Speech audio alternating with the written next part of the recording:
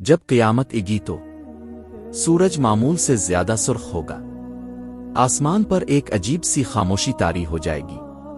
لوگ اپنے کاموں میں مصروف ہوں گے مگر فضا میں ایک انجان سا خوف پھیل چکا ہوگا۔ زمین اچانک ہلنے لگے گی۔ پہلے ہلکا سا جھٹکا آئے گا، پھر زوردار زلزلہ آئے گا۔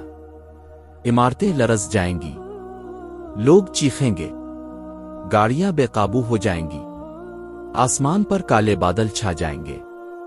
کوئی چیخ کر کہے گا، یہ قیامت کی نشانیاں ہوں گی۔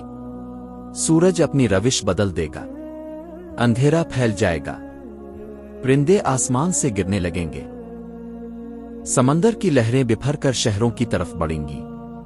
لوگ موبائل فون سے ویڈیوز بنانے کی کوشش کریں گے مگر نیٹ ورک بند ہو جائے گا، بجلی ختم ہو جائے گی، ہر طرف بے بسی ہوگی، ہر انسان کو اپنی زندگی یاد آنے لگے گی۔ نمازیں، گناہ، وعدے، جھوٹ، سب کچھ آنکھوں کے سامنے آ جائے گا۔ پھر ایک خوفناک آواز گونجے گی، ایسی آواز جو کبھی کسی نے نہ سنی ہوگی۔ ہر شخص ساکت ہو جائے گا، دل دھڑکنا بھول جائیں گے، آسمان شق ہو جائے گا، روشنی کی تیز لکیریں زمین پر گریں گی، پہاڑ ریزہ ریزہ ہو جائیں گے، زمین پھٹ جائے گی، پھر سب کچھ خاموش ہو جائے گا۔ لوگ ایک وسیع میدان میں جمع کر دیے جائیں گے، لاکھوں نہیں، کروڑوں نہیں، بلکہ تمام انسان۔ ہر چہرہ خوفزدہ ہوگا، ہر دل پریشان ہوگا، کوئی کسی کی مدد نہیں کرے گا۔ ایک اعلان ہوگا، آج ہر نفس کو اس کے اعمال کا بدلہ دیا جائے گا۔ ہر انسان کے ہاتھ میں اس کا اعمال نامہ دیا جائے گا۔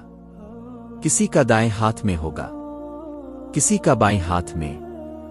دل کانپیں گے، آنکھوں سے آنسو بہیں گے، ہر شخص یہی کہے گا، کاش مجھے ایک موقع اور مل جاتا۔